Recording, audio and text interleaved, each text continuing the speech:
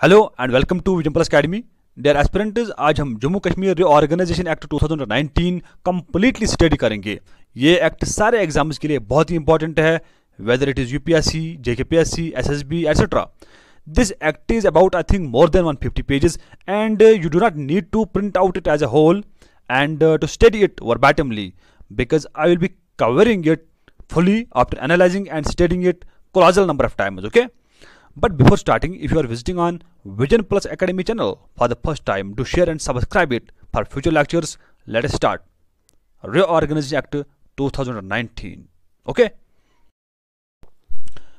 अगर हम बात करेंगे Jammu and Kashmir reorganisation act 2019 की, इसके अंडर टोटल 103 सेक्शंस है, 14 पार्ट्स एंड 5 शेड्यूल्स है। ठीक है, इस एक्ट को इंडियन पार्लियामेंट ने कंस्टिट्यूट किया था विद द पर्पस की जो अर्लीस्ट स्टेट थी जम्मू एंड कश्मीर, इसको दो यूटीज में डिवाइड करना था। One, Jammu and Kashmir UT with legislature, but legislature का ओनली लेजिस्लेटिव असेंबली पार्ट रहेगा इसके साथ, लेकिन लद्दाख के साथ लेजिस्लेचर नहीं रहेगा, neither legislative assembly nor legislative council. ठीक है, Amit Shah the home minister, उन्होंने बिल को फर्स्ट पेश किया था राज्यसभा में ऑन 5 अगस्त 2019 को, and on the same date Rajya Sabha ने बिल को पास किया था। ठीक है, लोकसभा ने बिल को 6 अगस्त 2019 को पास किया। Then Ramnath Kovind the president, उन्होंने 9 अगस्त 2019 को बिल को अप्रूवल किया, यानी कि एसेंट दिया, तब ये बिल एक्ट बना।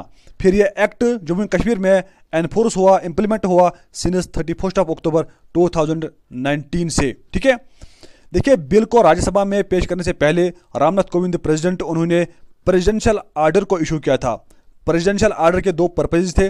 वन, जम्मू एंड कश्मीर का जो स्पेशल स्टेटस था under article 370 mentioned in the 22nd part of the Indian constitution, उसको एंड अप करना था, नंबर 1। नंबर 2, 1954 का जो प्रेसिडेंशियल ऑर्डर था उसको भी सुपरसीड करना था, एंड अप करना था, बिकॉज जो प्रेसिडेंशियल ऑर्डर 1954 का है, it deals with Delhi agreement जो हुआ था 1952। अगर आप लोगों ने पढ़ा होगा Delhi agreement, well and good. अगर नहीं पढ़ा आप कमेंट में बताइए, मैं ये डिटेल में पढ़ाऊंगा।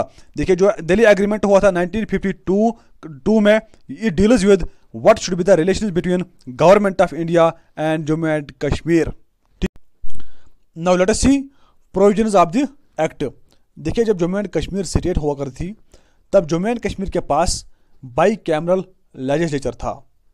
उस टाइम 7 स्टेट्स इंडिया में ऐसे थे जिनके पास बाई कैमरल लेजिस्लेचर था, लेकिन प्रेजेंटली अगर हम देखेंगे, there are only 6 states in India जिनके पास बाई कैमरल लेजिस्लेचर है। आप कमेंट में बताइए उन 6 स्टेट्स के नेम्स। ठीक है, देखिए, बाई कैमरल लेजिस्लेचर का मतलब होता है 2 houses in the legislature, one is upper house and another is lower house. For example, in case of the Jammu and Kashmir there were 2 houses, one was upper house जिसको हम विधान परिषद या लेजिस्लेटिव काउंसिल बोलते थे, लेकिन उसको अबॉलिश किया गया अंडर सेक्शन 57। लेकिन जो लोअर हाउस है वो अभी भी इंटैक्ट है, जिसको हम लेजिस्लेटिव असेंबली बोलते हैं या विधानसभा बोलते हैं, वो अभी भी जम्मू एंड कश्मीर यूटी के साथ इंटैक्ट में है। ठीक है, देखिए, first of all let us study Jammu and Kashmir UT, then उसके बाद लद्दाख यूटी, देन शेड्यूल। ठीक है, सेक्शन 4 जो है, it deals with the formation of Jammu Kashmir UT, okay, with having legislature, okay, but legislature का कौन सा part? Legislative assembly. Section 4 also states that कि जम्मू कश्मीर स्टेट के साथ जितने भी एग्जिस्टिंग डिस्ट्रिक्ट या टेरिटरीज थे, वो सारे के सारे जम्मू कश्मीर यूटी के साथ रहेंगे, except two 2 district, Kargil and Leh.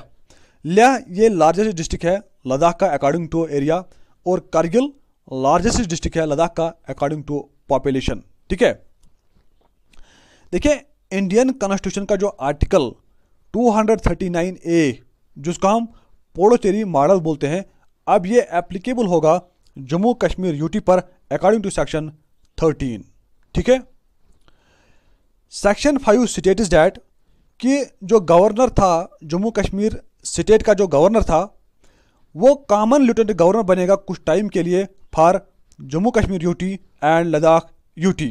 ठीक है, further section 14(1) states that lieutenant governor जो है ये जम्मू कश्मीर यूटी को एडमिनिस्टर करेगा, लेकिन लेफ्टिनेंट गवर्नर को अपॉइंट करेगा प्रेसिडेंट अंडर आर्टिकल 239A, जिसको हम पुडुचेरी मॉडल भी बोलते हैं। ठीक है।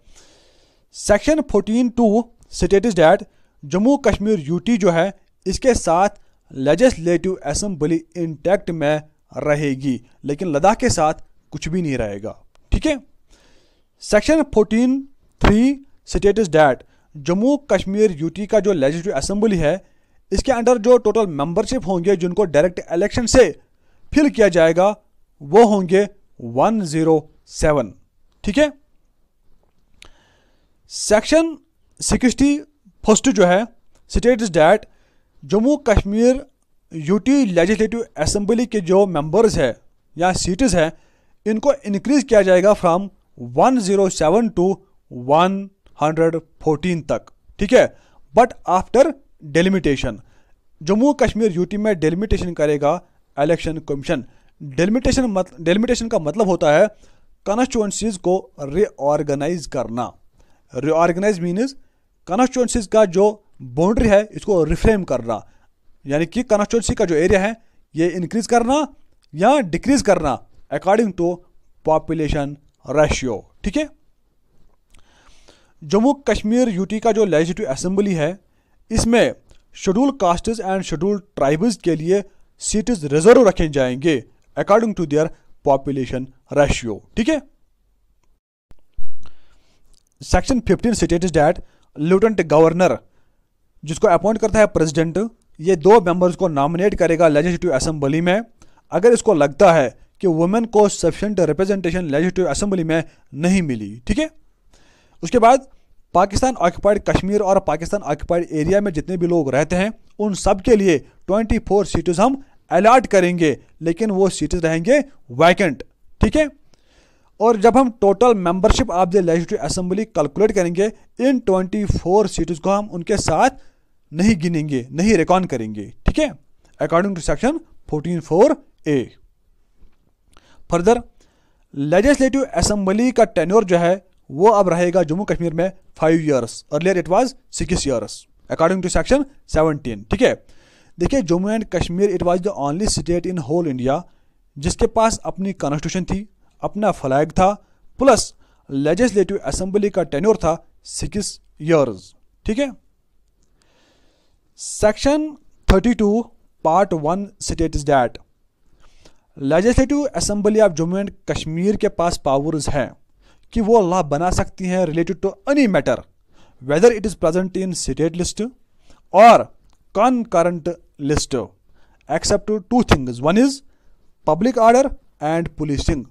देखिए पब्लिक ऑर्डर एंड पुलिसिंग के रिलेटेड कोई भी लॉ बनाने का पावर जो है वो है सिर्फ सेंट्रल गवर्नमेंट के पास। ठीक है। अगर आप लोगों ने इंडियन कॉन्स्टिट्यूशन का शेड्यूल 7 पढ़ा होगा, इट डील्स विद फेडरेशन यानी कि division of powers between centre and the states in the form of 3 lists. One is concurrent list, another is state list and union list. ठीक है। Okay. According to section 53 part 1 there shall be council of ministers जिनका head होगा chief minister और इसकी function होगी lieutenant governor को advise करना, but ये एडवाइजेज बाइंडिंग नहीं होते हैं लेफ्टिनेंट गवर्नर पर in order to carry out his functions. ठीक है। But there is a condition, legislative assembly के टोटल मेंबर्स में से सिर्फ 10% मेंबर्स काउंसिल ऑफ मिनिस्टर्स के मेंबर्स बन सकते हैं। ठीक है।